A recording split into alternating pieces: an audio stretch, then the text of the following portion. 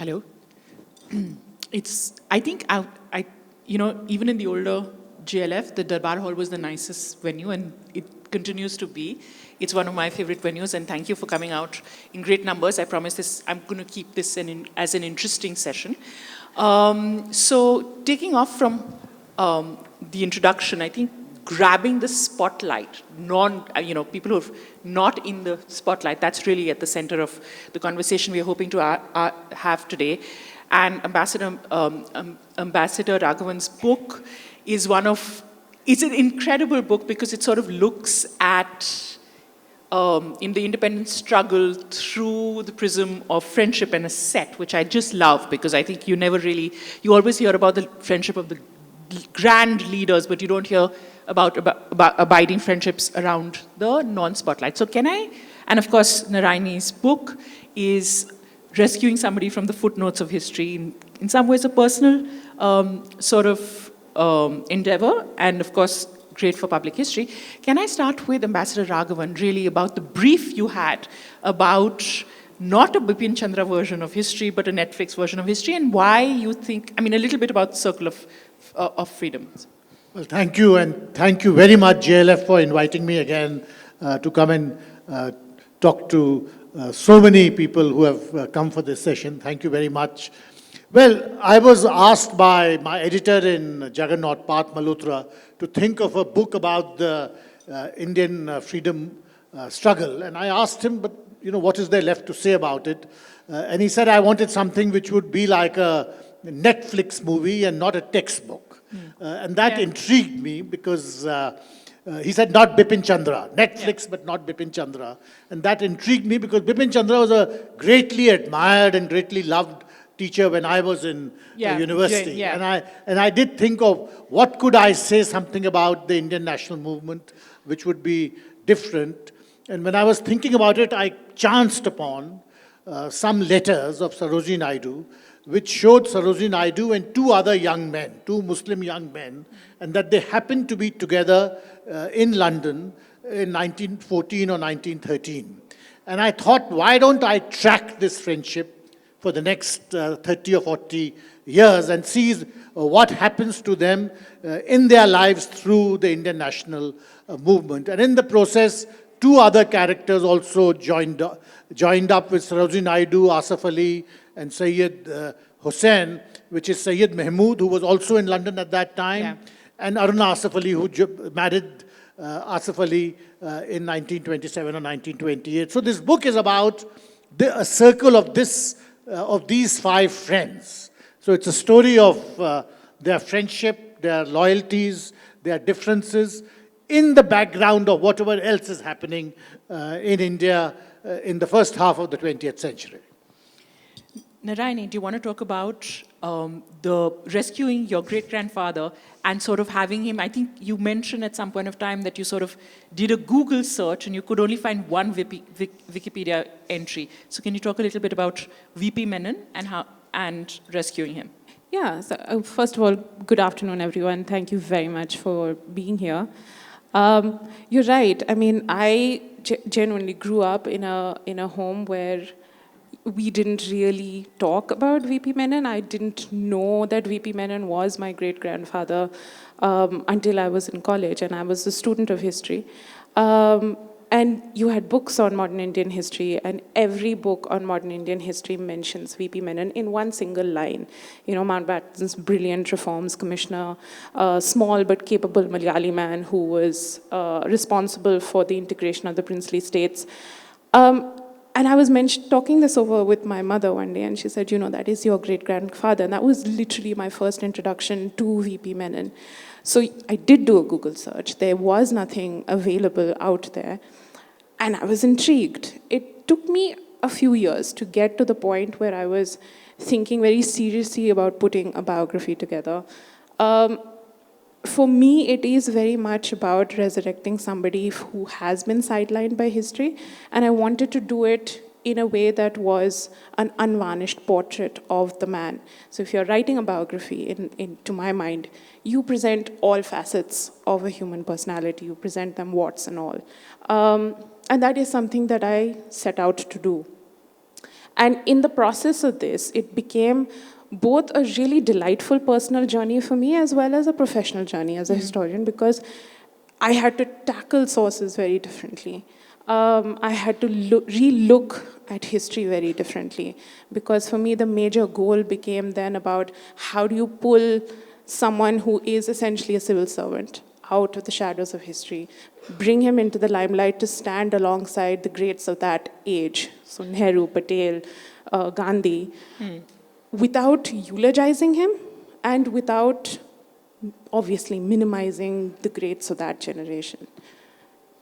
So I wanted to ask Ambassador Raghavan, who, in some ways all diplomats are side figures in a larger this thing, and in your sort of body of work, you've always rescued people who are sort of, have agency, but, this thing. So can you talk about that, about this set, which really in some ways, so two questions. One, that, why do you think, this sort of large cast of heroes that we've had for so long, where they're heroes and they're all Shah Rukh Khans, and the side figures that have sort of now, in some ways, Netflix. This was an age of single screen theaters, and now history has become very much like a Netflix sort of web series where tiny characters are now coming out. And can you talk a little bit about that and your own personal journey of sort of rescuing them? Well, in my view, history is not an equalizer. There is no way everyone is equal. Someone like Mahatma Gandhi or Jawaharlal Nehru or Subhash Chandra Bose are obviously going to stand out. And one shouldn't expect that everyone has to be brought down to the same level. But I do think that the tangential figures also have stories to relate. And those tangential stories sometimes make the main frame that much more better illuminated. Yeah. And finally, the tangential stories tell you about things which didn't happen. Yeah. So if you look at our own freedom struggle till 1947, there are a number of things which are happening, and there are some things which are happening according to plan. Yeah. And some things which just happen on their own, but they are great ideas or not so great ideas which are picked up and they emerge into finally you have the partition taking place because of a certain way of thinking between 1944, 1945 and 1947. But in the process, there are also compromises, more contingent solutions, other arrangements which fell by the wayside. And I thought that people like Asif Ali and others, they were offering certain other ideas which somehow never were successful. So it's useful to look also at the failures and not just look at the successes.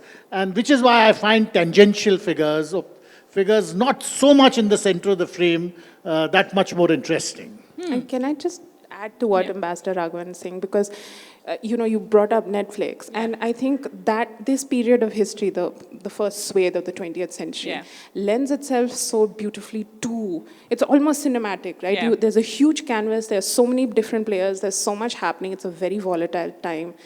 Decisions have to be taken in split seconds.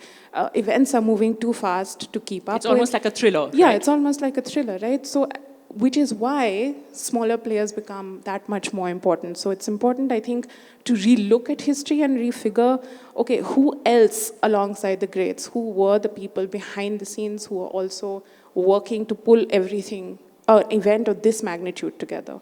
So, talking about this, and I want to stay with that. Can you just briefly tell us about the aspect where you say that V.P. Menon is the architect, right, of modern India, and you talk about, in some ways, his plan being hijacked by Lord Mountbatten. So can you talk a little bit about that, about the fact that, in some ways, smaller figures, so, well, let's say how this incident illuminates Mountbatten. Because you have these anecdotes about, how Dickie, you're so twisted. If you swallow a pill, if you swallow a nail, it'll come out twisted. Can you talk a little bit about that? Well, I think for one, VP had to sort of work alongside really colorful characters like Mountbatten. That said, his role as an architect of modern India goes right back to the early 1930s, when he is actually beginning to work on the ramifications of the Government of India Act 1935, and he draws up a prototype of the Instrument of Accession in 37.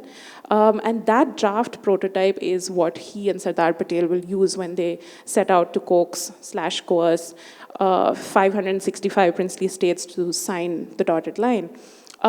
In the process, and this is basically the core work of what a civil servant does, is a lot of paperwork on drafting, redrafting, putting together plans, putting together sort of draft acts that will become the foundation and bedrock of what is a modern Indian or modern union or modern country in any sense of the word.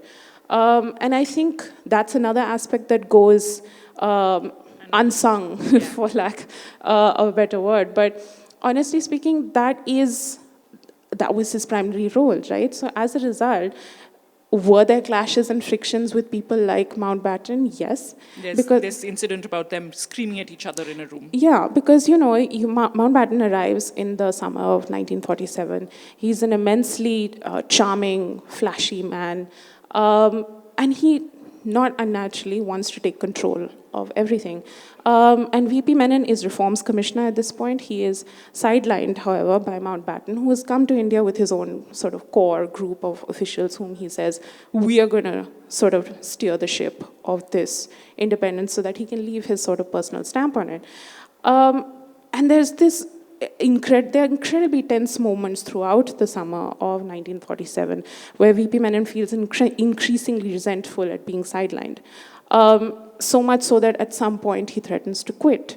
And at this point is where, surprising, and this is not something that I knew when I set out to research this book, Mountbatten's wife becomes quite critical here, right? Because at some point, VP Menon has completely reached the end of his tether. He says, okay, that's it, I'm done.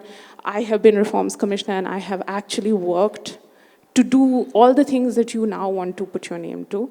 And that's it, I'm quitting. Edwina Mountbatten steps in and basically says, okay, don't do that. Let me speak to Dickie, which is what she called Mountbatten. And she did speak to Dickie. And, she managed to save VP Menon from resigning, which again changed history as we know it, right? So it's occasions like this that to me are intensely fascinating, because when you're looking at history sort of as a textbook, you don't get to see the little dramas that are playing out behind the scenes. You don't get to see little sort of arguments and squabbles. This was a big squabble and argument, but you don't get to see moments like this if you just look at history as sort of a stream of dates and events and incidents. Yeah. So I wanted to ask you, we talked about Edwina Mountbatten and sort of her, I think she sort of pats him on the hand and gives him a cup of tea. But in the book, there are two central women, okay? One, of course, is Sarojini Naidu, who continues, and you've said this before, have this engaged relationship with these young people. One of them is definitely half in love with her. But there's also this aspect of Aruna Asaf Ali, this woman who sort of is very young and then becomes larger than life. Can you talk a little bit about the aspect of Sarojini Naidu we do not know about her as a mother, and also her influence on this set? Because we only see her as this, this woman who's supposed to have said very famously that it takes a lot of money to keep Gandhi poor, and calls him Mickey Mouse, right? But can you talk a little bit about Well, her? Sarojini Naidu is one of those persons who is crying out for a major biography. And it's most unfortunate it's not been written.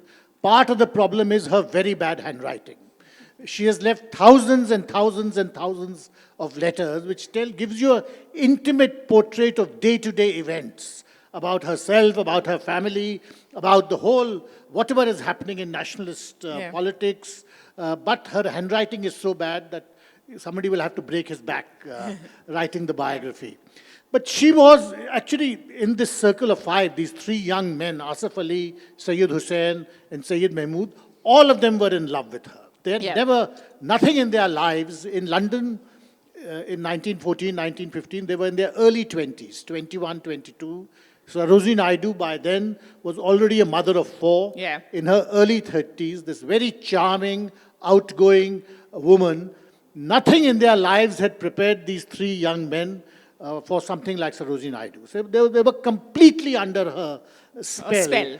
And that spell remains. And I think one of the reasons why all three of them stuck to the Congress all their lives and never thought of shifting to the Muslim League was this influence of Sarojini Naidu. And it says a lot for someone who was really a determining personality in this set. Aruna Asif Ali similarly. I mean, she's 19 years old, convent educated, brought up in a very, very westernized family background. Yeah. And she marries this 40-year-old or 41-year-old Muslim lawyer who doesn't have a great practice. He's no Jinnah. He lives in Old Delhi with his mother in a crumbling Haveli. And she marries her. And there's this conversation about even a bathroom, right? She didn't, and she was living in this Haveli, which was like a 18th century mansion. So, the toilet facilities and all are minimum. And she decides, yes, I've married him, so I'm going to stay here. And Asif Ali says, look, we'll buy a flat, a modern flat. She says, no, it'll break your mother's heart. And she becomes a part of that community. For the next 15 years or so, she is very much in the template of a Congress leader or a Congress worker's wife. Yeah. Very much in Asif Ali's shadow. She does all the right things. She goes to jail whenever Congress leaders' wives go to jail. She takes part in satyagrahas, in agitations, till 1942. During the Quit India movement, when the Congress leadership is locked up, and she becomes a different personality almost overnight, because she switches markedly to the left, becomes a revolutionary, goes underground. You have the Viceroy of India writing letters to Gandhi that one of your Congress leader's wife is trying to blow up trains and carrying out acts of sabotage. What is this nonsense you keep talking about, non-violence, and so on.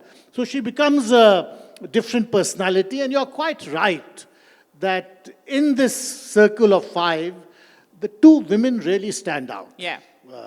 They are easily the stronger personalities.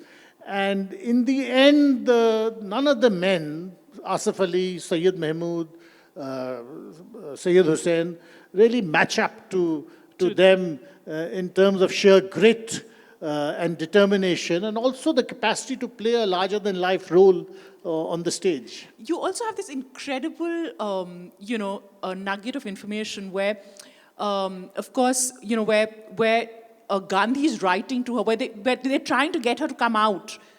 Remember, she's underground, and there are these smuggled letters, and she's get this. Can you talk a little bit about that? I think. Well, Mahatma Gandhi he knew Aruna Asif Ali well, and he knew Asif Ali well, and he was constantly frustrated by this young woman who's refusing to do what he wants her to do. She stood up to him. She stood up to him, and he kept telling her, in one letter he says, "Aap murkh ho, ye murkhta hai." To think that you can bring down the British Empire by acts of violence is nonsensical. This was his view. You have to become a political worker, stop this being underground business, come out, offer passive resistance, go to jail. And he repeatedly writes to her, and finally she goes to meet him. And people close to Mahatma Gandhi advised him against it. They said, please don't meet her. She's got a bounty on her head. Yeah. By even associating with someone like her, you bring disrepute to the Congress. And he said, no, if she wants to meet me, I'll meet her.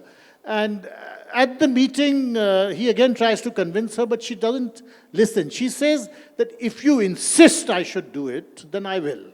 But I don't agree with you. Really, it shows that other stream of the Indian national movement, which was not convinced by this Gandhian approach at all. But at the same time, you see the limitations of this approach. And it was partly a kind of defiance against the older generation which ran the Congress. But you do see the point of people like Gandhi and Nehru, that these individual acts of great bravery and defiance are not going to change the situation. For that, you require political mobilization and putting pressure on a scale which individual acts of violence will not be able to achieve. Yes. I wanted to ask you about, the two Menons. And this one aspect, the Aruna Asaf Ali incident. There's also another incident where there's a love story between Swarup Rani, who becomes Vijay Lakshmi Pandit, and Syed Hussain. And they elope and they get married. And then at that point of time, there is this opposition from Gandhi himself and Nehru about this marriage. And you sort of see this one moment and you sort of see how they are, as well as, when it happens with Aruna Asaf Ali, and Asaf Ali getting married, the kind of marked difference. I mean, they're not as disapproving. I mean, they don't try and break them apart. And the reason I'm sort of using that space, I'm using this anecdote to for my question, is to say that, it sort of provides you an incident which, gives you an insight into the leaders that we don't necessarily see, in the sense it illuminates it from another side, and you see a different side of them. You've got incidents like that about, say, V.P. Menon and Krishna Menon.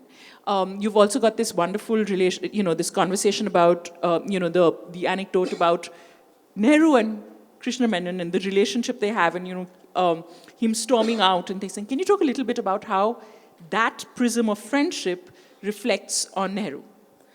I think, honestly, a large number of what was happening behind the scenes was, I don't want to use the word controlled, but it was sort of influenced by the kind of friendships/relationships that all these men shared.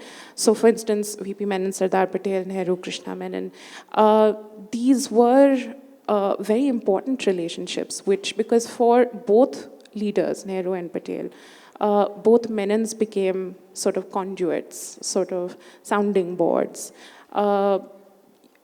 Today it's easy to look back and say, okay, V.P. Menon was Patel's right-hand man. It's also easy to look back and say Krishna Menon was Nehru's sort of right hand in many ways. But it's also important to remember that V.P. Menon and Krishna Menon were two very, very different men and two very different Menons. Not easily confused and not as people do, right? Well, I mean, one of the more trivial reasons I also picked up writing this book was because every time I brought up V.P. Menon, the connotation was, okay, you mean Krishna Menon. Yes. And, I had to keep refuting that these are two different men. Yeah, just because they got Menon. Just because they have Menon, they're not the same person. And their roles were also different, yet their roles were similar. And it was a very paradoxical sort of prism to look back at it, because these were the men who both Nehru and Patel could sort of talk to and openly. Both influencers. Yes. And I think that prism of friendship is something that it sort of goes under the radar, I think. And it's important to sort of remember that, okay, Nehru and Patel weren't sort of working in a vacuum. They also had these two very able supports by their side. And I think when you are working in an atmosphere as tense and febrile as the independence movement, you do need that relationship also to carry on. In terms of friendship, there is, of course, Sarojini Naidu who has this thing, but there is a wonderful this thing that Sarojini Naidu also has a relationship with Jinha. And that reflection of Jinha that we see, in Narayani's book, where Jinha is this man who's determined to take Pakistan, there is this thing, but there is a different side of Jinha with his wife that Sarojini Naidu has. And there's almost a tender sort of exchange. I mean, essentially likes him, right? Can you talk about that, about the reflection there is and that Jinha that you see through Sarojini Naidu? Well, Jinnah was a totally different political character till about 1924, 1925. And certainly between 1905 and 1920 or so, he was the individual whom people like Sarojini Naidu looked up to provide leadership to the Indian National Congress, in which Hindus and Muslims would be united. It's quite ironical given how Jinnah's political personality shapes out later. But that earlier Jinnah, Yeah. whom Sarojini Naidu had once called the ambassador of Hindu-Muslim unity, that remained with her. She never really abandoned him. Even in the 40s, you can see from time to time efforts being made by her, which infuriates people like Nehru and others, who say that, look, you're just going down the wrong road It's a lost cause. with Jinnah. It's a lost cause. But nevertheless, that impression of Jinnah remained, and it tells you something about friendships in our own lives. I mean, this group of five, I find that during the phase of the 30 or 40 years, they are in touch with each other. Their relationships change because their personalities change. Yeah. But some of them try to retain that original core of the older relationship which existed. And I think with Sarojini Naidu and Jinnah, it's very much like that. With Sarojini Naidu, there's always this almost a kind of regret that things with Jinnah didn't turn out in the way which people like her had wanted and anticipated. But I do also want to come in here and say that for V.P. Menon, Jinnah was not always what he became in 1946 to 47. So V.P. also remembered a much younger Jinnah in 1924-25 when V.P. first encounters Jinnah, right? The Reforms Committee has arrived in India to sort of assess the implementations of the Government of India Act 1919. And there are all these meetings happening. V.P. is at that point a clerk.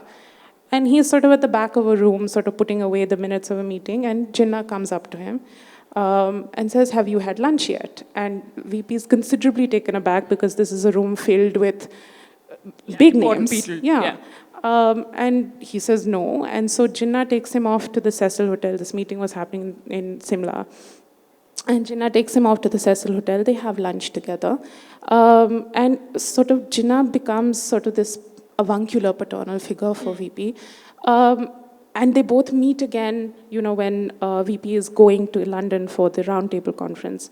And he encounters Jinnah again on the ship. And the ship docks in Cairo on the way to London. And Jinnah remembers VP, strangely. And he's taken off by Jinnah on a sort of car ride around Cairo. This is the first trip in which VP is introduced to the taste of dates. Jinnah talks to him about world politics and Indian politics and basically treats him as an equal. And it is that image of Jinnah that VP carries with him. And he's considerably distraught to find that in 1946-47, Jinnah's completely changed beyond recognition. And so that core, just as Sarojini Naidu remembered Jinnah, V.P. Menon also looked back with a lot of regret at that former version of Jinnah that was no longer there. Yeah, so I think there is this aspect of, taking looking at historical figures through smaller peripheral figures, when sort of seeing their relationship and how that sort of enriches the kind of image that we have built up for various people. I want you to narrate the anecdote at the jail about the food and how that bit also, essentially the sort of jailhouse sort of, almost cabin fever that all of them live with, and the kind of tea that happens and this thing. Can you talk a little bit about that? Well, but just to go back to Jinnah, the fact is people change. I remember Mr. Advani came to Karachi in 2004, and he went to Jinnah's mausoleum and wrote in the visitor's book that he is referred to as the ambassador of Hindu. He used to be referred to as the ambassador of Hindu-Muslim unity, which was paraphrasing what Sarojini Naidu used to say about Jinnah. And there was an absolute storm in India, because we don't seem to take into account that people change. Vinayak Damodar Savarkar became an all-India figure because he wrote a history of 1857 in which Hindu-Muslim unity is the theme which runs through that book. We all know Sare Jahan Se Acha, but the person who wrote it was later on one of the protagonists of the two-nation theory. People change in the course of their political lives. But to come to this story, you see the Congress Working Committee, which is the principal leadership of the Congress, is locked up in August 1942. The British had made a plan that if we hear one more word against us, we are going to throw the book at the Congress leaders. And it was worked at for months, and they had identified this medieval fortress in Ahmednagar, where they would be locked up. Yeah. And almost overnight, they were arrested in Bombay, and almost overnight, they were taken to Ahmednagar. 12 of them, Jawaharlal Nehru, Sardar Patel, Asif Ali, J.B. Kriplani, Maulana Azad. Maulana Azad then is the Congress president, and they are locked up. Their jailers are locked up with them. Nobody knows where they are. So in effect, the key has been thrown away, and they remain in that prison for 3 years. Because the British have their back to the wall. Singapore has fallen. It looks as if the Japanese may next move into India, and they don't want to take any chances at all. So while in jail, the first day in jail, the jailer orders that tea should be given to these inmates. Yeah. And tea is bought in a tin tray in a tin cup. Yeah. And Azad, who's a very, very fastidious man where tea is concerned, throws an absolute fit. He says, tea cannot be drunk like this, and he refuses permission for that tea to be served. He said, you must have a proper service. Yes. And there should be napkins and cutlery and crockery and so on. And that really set the pace for this 3-year term of imprisonment. You know, in a way, this jail term it's a platform where different ideas of India are germinating and colliding with each other. And we are lucky that 4 or 5 of these people in jail, Pattabi Sitaramaiya, Azad himself, Asif Ali, Jawaharlal Nehru, J.B. Kriplani, have left detailed accounts of their day-to-day in that prison, about their discussions, their fights. And the fights were terrible because these 12 guys are locked up virtually in 2 rooms with no other company. By the end of the 3 years, they are barely on speaking terms with each other, and it's natural. But it gives you a kind of bird's eye view for all the discussions which are going to take place in the Constituent Assembly and thereafter about the India to come. Yeah, yeah. And can I sort of add to that and say that, human nature is so much at the core of history, right? And we tend to forget that. We tend to forget that there's so much of a gray landscape between just black and white. It's a hugely intense time. There will be frustrations. There will be arguments. Nehru and Patel fought many times, yet they were men who respected each other. There was room for that. There was also room for multiple ideas of India and for multiple people to engage with those multiple ideas of India. And I think that is something that when we look back, it's something that's super important, I think, because there was never any one dominant thread. Everyone could contribute to an idea of India that they saw for themselves. And that didn't have to just be the big names that we remember today. It was also people who were on the side, who were behind the scenes, multiple conversations about the same subject. Perfect. So many Netflix shows. We've got about 9 minutes. I think I'm going to open it up for the audience. Okay. Okay, everybody says I'm fast, but the lady at the back, and of course the gentleman in front afterward, but lady first. Okay. There's this, I'm being dictatorial. If there's not, a woman is not asking, I'm insisting that she asks. But yeah, no, she's asking. I'm not being dictatorial at the moment. Thank you so much for this wonderful talk. So I have a question for T.C.A. Raghavan, and I asked this question as a student of history. What is the significance of studying these different political imaginations of what you call peripheral figures like Asif Ali? And can we think of their ideas beyond just being unfulfilled aspirations or beyond these frameworks of just being failures? And what do these kind of ideas do in a current political landscape where you have a very, where there's like an effort to create a very unified idea of what Indian history is? Thank you. A big question. Well, as I said, I think those ideas which crystallize and become something obviously are studied by historians. But I think it's important to also study those ideas which don't lead anywhere. You know, the failures, so to say, because it tells you something about the society and the country which existed then, and also the trajectories which are followed thereafter. So I do think studying what didn't happen is also as important as studying what actually happened. The gentleman in front. Thank you for this session. For Mr. Raghavan, a recent narrative has been spread that we got independence because of Bose's militancy by creating an army. What are your comments on that? And a tangential question, was partition inevitable? No, I think the INA had a hugely consequential role. But to say that it was the British finally left because of the fact that the loyalty of the Indian Army was no longer something which which was taken beyond question is not so. It had a role, just like the naval mutiny, the naval ratings mutiny had a role. But the fact is that the political mobilization of the last 20-25 years, and more than that, the fact that Britain itself was a shadow of itself by the time the war ended. That really, one has to take those into account and give them their due weight. Was partition inevitable? Yes. Well, there are different theories, and there are many reasons, and it's not possible to trace. To my mind, what made partition take the course it did.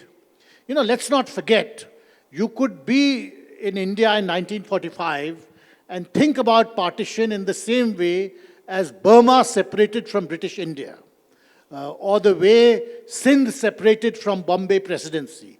Those were also partitions. But the 1947 partition and the course it took, and the Holocaust and the genocide, there are many different explanations. To my mind, I would give a great deal of importance to one single administrative factor, which was Mountbatten advancing the date of British departure by over a year. And suddenly you were compressing what should have taken place over 15 or 16 months into 2 or 3 weeks or a few weeks. And the chaos that led to, I think that really explains a lot of what we understand of the partition of 1947. Okay, there are lots of questions. Can I ask, can I group them? Okay, the gentleman in front here, can we all just ask 3 questions and then we'll come to the next 2, but really fast. So can we just take these 3 questions in front? So the gentleman here, age this thing, then there and there. Okay, then the 2 gentlemen, the 2 bearded gentlemen. Yes. Fascinating narratives and stories. And my question is, I'm 60 years old, grew up in a house full of books, lived practically 10 years of my life in a library. Why do we not know these stories till now? Why are they coming out now? And in the context of 2 great freedom struggles, the American struggle for independence, short and violent, everyone knows about Hamilton, Madison, Washington, Jefferson, all their stories. And here is a long struggle, peaceful, protracted, and we don't know about any of these figures. What is the reason for that? Does the dynastic politics post-independence is one of the reasons why we have forgotten all these important figures? The other 2 gentlemen also, why have we forgotten these figures? The gentleman in white and the gentleman in white, both the gentlemen in white. Yes, you go first, sorry. Hi. Very confusing. Just want to take a reference from this recent TV series, Freedom at Midnight. Just drawing a reference from there, whenever some critical decision needs to be taken, Sardar Patel always takes his decision, and finally then decision turns wrong. He always says during the whole series, Jawahar tum sahi keh rahe the. So Jawahar tum sahi keh rahe, it has been repeated in all those 8 episodes. So just wanted to ask, what's the kind of a relationship between those 2 was?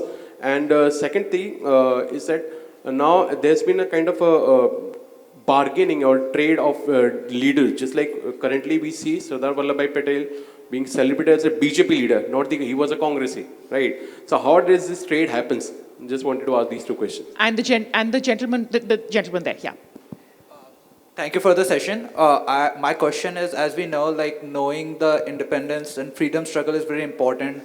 for the citizens of this country, so that we hold dear to this country and know our roots.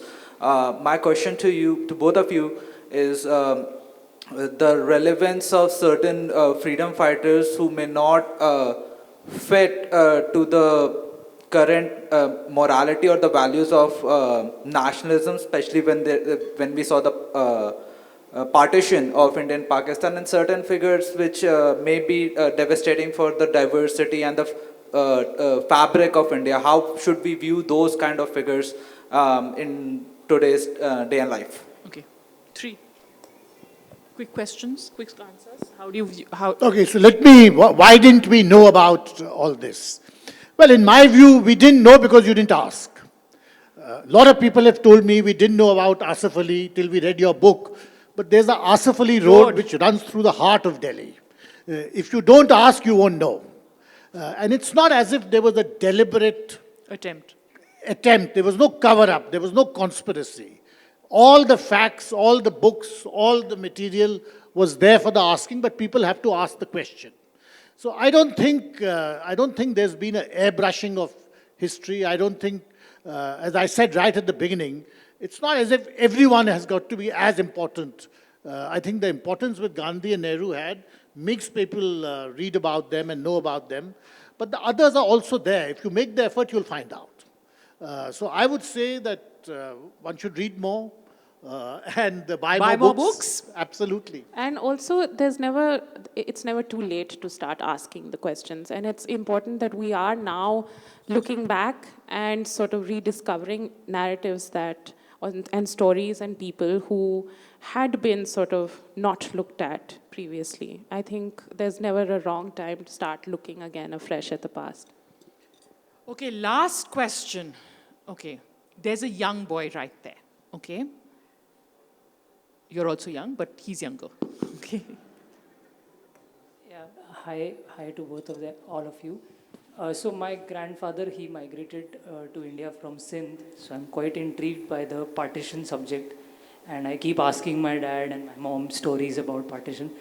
I specifically wanted to know, like, what happened to Jinnah and what made him change his mind, as you told Raghavan sir that, and ma'am, that, basically he was a person who was a brand ambassador of Hindu-Muslim unity. And then what was that pivotal moment that made him, go the other way and, that one bad idea that changed the course of history? One bad idea. Okay. Well, people say that the Khilafat movement and the Congress reaching a kind of alliance with very conservative ulema amongst the Muslims, that's what made modern Muslims like Jinnah switch off. And they decided to go on their own path. But I think the truth is more complicated. You have to look at our own politics. What makes people change politics so completely? I mean, you have people in our own times who go radically from left to right or from right to left. And I think in that context, if you read the politics of the first half of the 20th century, you'll get a better idea. Okay, thank you. Please buy books. Both of them are fabulous, Circle of Freedom and V.P. Menon. They're available at the bookstore. Thank you. Thank you. Ambassador Raghavan has a whole set of books of tangential figures. Buy them all. Okay, get him to sing for his supper, really. Thank you. Thank you.